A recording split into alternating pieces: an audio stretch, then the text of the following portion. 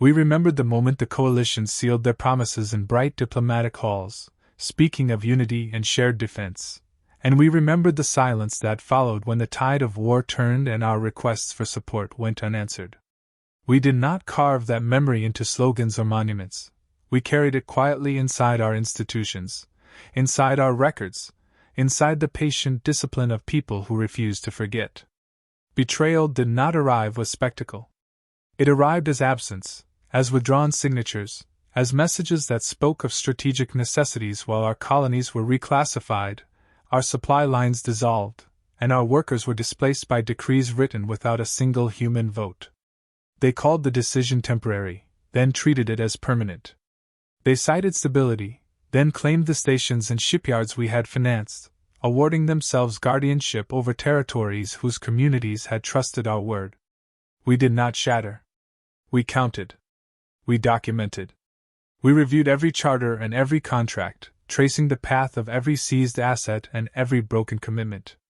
The record became our compass, not to feed rage, but to anchor clarity. The elders who remembered the first betrayals trained younger cadres who learned that dignity is not protected by noise, but by patience, competence, and proof. We spoke quietly about restraint, not because we were afraid, but because we understood that strength loses meaning when it tries to imitate those who discard their own obligations. We built committees that examined the failures that were ours, and we accepted them without excuse, because accountability begins at home if it is to command respect beyond it. While the coalition wrote reports portraying us as unstable partners, we learned to live without their assurances. We reorganized our fleets, not for spectacle, but for endurance. Our engineers redesigned vessels to function as carriers of food, medicine, and infrastructure as easily as they could ferry defense assets, because we had lived through the cost of relying on someone else to keep a promise. Our academies taught navigation and logistics next to ethics and law, insisting that every officer should know why a thing is done, not only how. We trained to preserve life, stabilize routes, and keep trade functioning when others withdrew. The galaxy mistook our silence for fatigue. In truth, silence gave us room to think. Families in distant outposts sent letters that did not beg for sympathy. They described what needed repair, what resources were missing, and what mistakes must never be repeated. Those letters became the backbone of a culture that valued precision over bravado. We learned to rebuild without permission, to sustain communities without applause, to maintain cohesion without borrowed prestige. We did not threaten the coalition that had abandoned us. We did not bargain for their validation. We allowed time to reveal the distance between what they claimed about us and what we quietly became. Years passed, and memory hardened into principle. Our children studied the records of the withdrawal as they studied mathematics, not to nurture bitterness, but to understand cause and consequence with unblinking honesty. They learned that betrayal can shrink a people or refine them, and they chose refinement. Markets reopened under human stewardship. Networks operated on human guarantees. Partners who once dismissed us returned cautiously, expecting resentment and finding procedure instead. We greeted them with measured formality and impeccable documentation, because our answer to misjudgment was competence they could neither dismiss nor appropriate. We did not swear revenge. We swore continuity. The world that had been told it could not govern itself learned to do so with rigor, compassion, and proof in every ledger, every port schedule, every safe corridor maintained when others fled responsibility. And beneath every achievement lay the same unspoken truth: we had not forgotten, and because we had not forgotten, we would never again ask permission to stand on ground that was already ours. We built our recovery around discipline rather than spectacle, shaping institutions that could endure pressure without waiting for external approval. Research collectives mapped supply chains across every settled system, identifying weaknesses and redesigning them for resilience. Training cohorts rotated through engineering, administration, and arbitration so that every officer understood how decisions affected workers, merchants, and families. Where earlier networks relied on borrowed guarantees, we replaced them with contracts audited in real time, backed by reserve fleets designed to keep food, medicine, and power flowing when markets faltered. Our approach did not advertise strength, it proved reliability through results that could be measured. Manufacturing hubs shifted from fragile single-point facilities to distributed yards capable of supporting one another if a station failed. Technicians standardized components, reducing waste and shortening repair timelines. Data stewards monitored traffic not to control it, but to anticipate shortages and direct assistance before a crisis emerged. The ethic was simple: safeguard people by safeguarding the systems that supported them. Builders, teachers, and navigators shared the same priority: continuity. Economic councils encouraged innovation while enforcing accountability. Grants rewarded solutions that reduced dependency and strengthened inter-colony cooperation. Farmers on frontier worlds shared harvest analytics with urban planners on core stations, allowing shipping routes to adapt season by season. No initiative was allowed to rest on assumption. Every claim met verification, and every milestone was reviewed by peers who treated accuracy as a public trust. Our fleets embodied the same philosophy. Multi-role vessels carried fabrication modules, medical wards, and survey suites alongside defensive capability, giving commanders the flexibility to stabilize regions without escalation.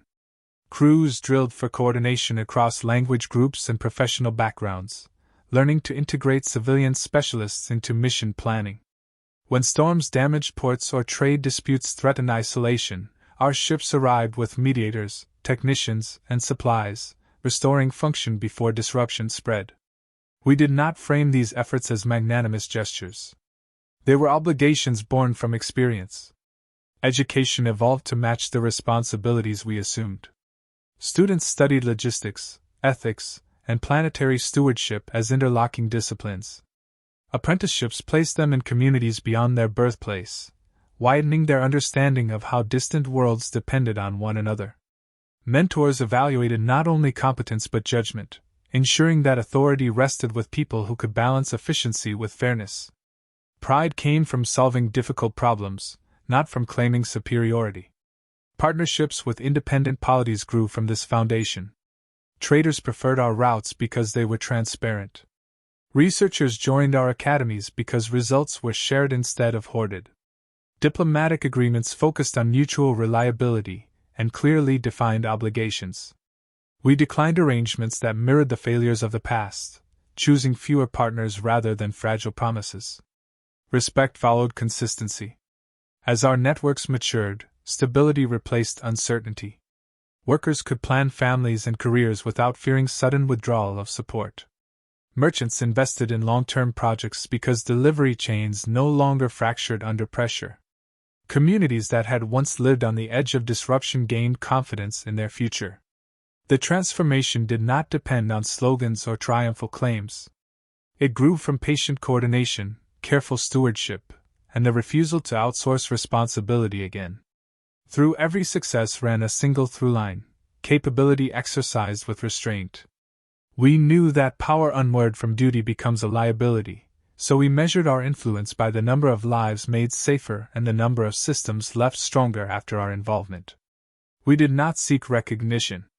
We sought to ensure that no community under our protection would ever face abandonment or uncertainty in times of strain.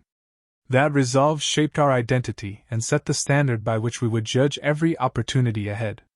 It reminded us that progress was meaningful only when it protected ordinary lives, and it bound our planners, captains, and workers to a shared promise to act with clarity, to build with care, and to treat every responsibility as a trust we intended to honor across future years of challenge and change ahead together. Sooner than the coalition predicted, fractures spread through their dominions as overextended treasuries faltered, corridors thinned, and courts buckled beneath disputes once dismissed as distant until every neglected obligation returned as a ledger of unpaid guarantees demanding redress they could no longer postpone across worlds now watching their confidence dissolve. Reports moved between their capitals with careful language, but beneath the courtesies lay figures none of their advisors could soften, revealing pensions unfunded, ports idle, and border communities slipping from oversight as trust eroded faster than any emergency directive could rebuild it in the eyes of partners they once commanded. Delegations sought consultations with us in tones that balanced formality and hesitation, framing their appeals as cooperation while acknowledging, without explicit confession, that systems they had claimed to supervise were now dependent on assistance they lacked the means to provide and feared losing entirely without external intervention in time.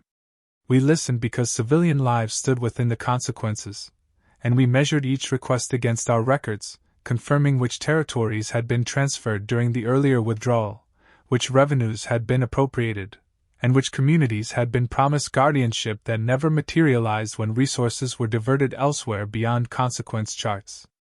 Their envoys expected bargaining, yet we responded with documentation that traced every charter, tariff, and asset line, establishing a foundation where any engagement required restitution, transparency, and recognition that authority could not be restored by rhetoric when credibility had already collapsed among observers who valued proof above ceremony at last. Markets surrounding their territories wavered as insurers re-evaluated exposure, and merchants redirected routes toward our corridors, drawn not by triumphal claims but by the stability of schedules we had upheld through years of careful stewardship, while others debated jurisdiction and searched for assurances we already demonstrated consistently in practice daily. Rumors within their assemblies described our restraint as strategic, and they were correct, because we approached the unfolding crisis with calm deliberation, insisting that humanitarian shipments, reconstruction teams, and financial oversight be coordinated under agreements that acknowledged our rightful claims and protected the populations at risk from further neglect altogether. The first administrations placed under joint supervision revealed archives of deferred maintenance and unresolved grievances, and as audits progressed, even their own analysts admitted that our procedures offered the only credible path toward restoring functionality without compounding instability for workers whose patience had reached its final boundary already by then. In every negotiation we avoided humiliation and avoided absolution, asserting that cooperation would proceed with fairness yet would not erase the historical record, because memory protected the future, and ensured that no promise would again be accepted without structure capable of surviving adversity wherever our signature would stand thereafter securely. As the coalition witnessed communities stabilizing under our management, their tones shifted from guarded pride to cautious respect, realizing that our presence did not exploit the crisis but replaced uncertainty with systems that delivered measurable outcomes and invited participation grounded in responsibility rather than deference to fading hierarchies elsewhere entirely. The message that followed required no flourish, stating that if they sought our assistance, they would do so within a framework acknowledging prior harm, transferring stewardship where competence had been demonstrated, and committing to transparency that allowed every citizen to see how authority was earned and maintained without coercion again. They heard it not as threat but as certainty, realizing that the era when promises could be revoked without consequence had ended, and that the path forward would be written through mutual accountability, clear restitution, and the recognition that we had become the standard others now measured against with care. Thus the summons they issued for aid became an admission that endurance had outlived pretension, and as they prepared to sign the first accords in that new reality, it was evident to every observer that their appeal rested on trust they had withdrawn yet now sought to regain through us. Stewardship transferred in measured stages, and every transition began with verification rather than ceremony, because authority that could not withstand scrutiny did not deserve to endure.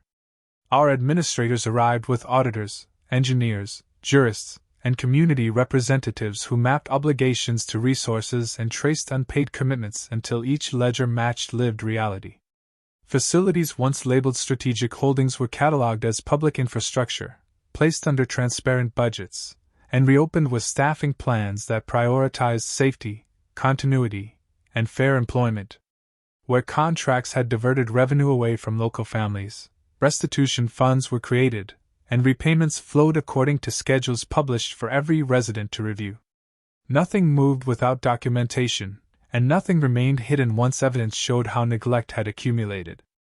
Industrial yards that had fallen silent resumed production under cooperative charters that required profit sharing, skills training, and contingency reserves dedicated to emergency relief. Merchants who feared collapse found stability in standardized tariffs and dispute boards empowered to resolve claims quickly without favoritism. Every directive emphasized protection of civilians first, because legitimacy grew from the confidence of people whose daily routines finally operated without interruption. Inspection crews partnered with local guilds to rebuild power grids, restore clean water, and upgrade transit corridors so that commerce and healthcare could move freely across regions previously constrained by neglect. Where displaced workers had been ignored, retraining programs offered certification pathways and stipends, acknowledging the cost of lost years while preparing households for meaningful participation in the renewed economy. Former governors who wished to collaborate were welcomed under clear boundaries, their authority tied to performance metrics that were published alongside our own. Those who resisted found that influence faded when results no longer supported their claims, because communities now evaluated leadership by reliability rather than status. Trade partners observed the difference immediately, rerouting cargo through hubs we supervised, confident that schedules would be honored, records preserved, and disputes handled with fairness that did not depend on allegiance. Revenue generated by renewed activity strengthened social programs that provided childcare, elder support, and public education, ensuring that prosperity translated into opportunity rather than concentration. Our auditors submitted quarterly reviews to independent councils, inviting critique and amendment so that stewardship remained accountable even to those who disagreed with us. Cultural forums encouraged dialogue among newcomers and longtime residents, reducing tensions by recognizing shared interests in safety, work, and representation within the new administrative framework. The coalition's citizens learned that our claim was not extraction but responsibility, demonstrated each day by uninterrupted services, transparent budgeting, and the expectation that every signature carried consequences. As confidence grew, local councils petitioned to make the arrangement permanent, arguing that continuity under our stewardship preserved livelihoods and restored dignity previously undermined by distant decrees. We accepted those petitions carefully, integrating them through legal transfers that recognized history, compensated losses, and affirmed that ownership followed those who protected and improved what had been entrusted to them. In doing so, we reclaimed what was once taken, not through threat or spectacle, but through competence that left the region stronger, fairer, and unmistakably aligned with the values we refused to abandon. The precedent shaped every subsequent transfer, establishing a model in which governance was earned by performance, participation, and the trust of households who could finally plan their futures without fear of sudden reversal. Businesses signed long-term charters that tied investment to communal benefits, while universities expanded training cohorts to prepare the next generation of stewards fluent in law, engineering, and mediation.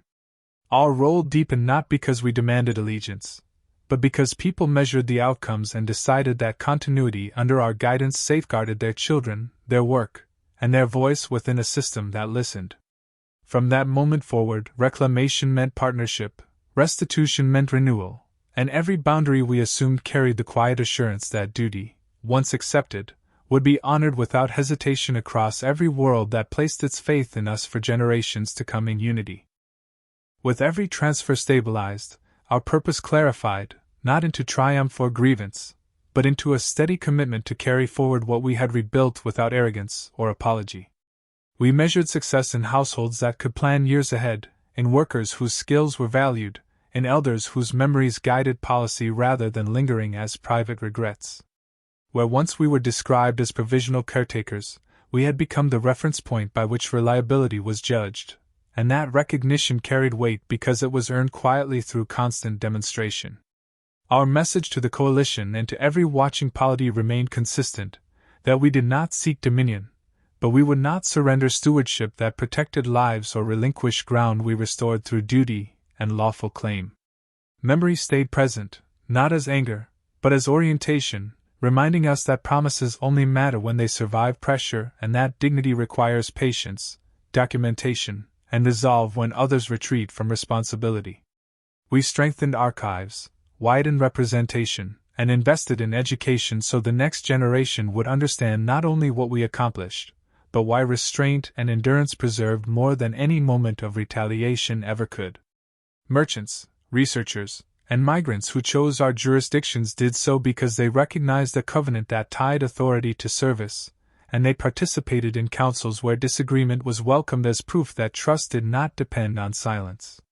In time, Even our former critics conceded that the territories reclaimed beneath our care thrived because stability encouraged cooperation and because restitution was treated as a living commitment rather than a symbolic gesture.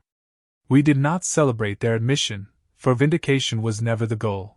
Instead, we reaffirmed that our strength resided in the simple promise that communities under our watch would not be abandoned again.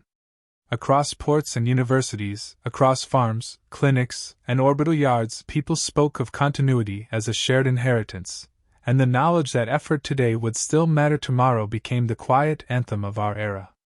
We carried that anthem into every negotiation, every pledge, every investment, making clear that assistance would always align with accountability and that partnership would endure only where responsibility was mutual and verifiable. Those who walked beside us learned that we neither demanded submission nor tolerated exploitation, and that our patience should never be mistaken for hesitation, because we had already proven that we could outlast uncertainty and rebuild meaning from loss. So when the galaxy looked to us for guidance, we answered without boast, stating that we would continue to protect what had been entrusted to our care, that we would honor every signature we placed upon the future, and that we would remain human in the fullest sense of the word. Enduring. Endurance meant vigilance, and vigilance meant cultivating institutions capable of correcting themselves before error hardened into harm. So we strengthened review councils, empowered whistlekeepers, and preserved open archives to ensure that truth could be traced by anyone willing to look closely. By doing so, we accepted that authority was never a trophy to display, but a discipline to practice daily, measured by the safety of children walking to school, by the fairness of wages paid on time, and by the confidence with which neighbors greeted one another. These were not grand gestures, yet they formed the quiet architecture of a civilization determined to prove that justice could coexist with strength, and that the lessons of betrayal could mature into principles guiding every decision we made. In that certainty we found our closing truth, that we had reclaimed what was taken not to dominate those who faltered, but to ensure that every world under our care would know stability, fairness, and the enduring promise that humanity would stand firm, unbowed, and accountable. Where others once withdrew, we remained, and in remaining we defined our legacy as guardians who build, partners who listen, and travelers who carry hope forward.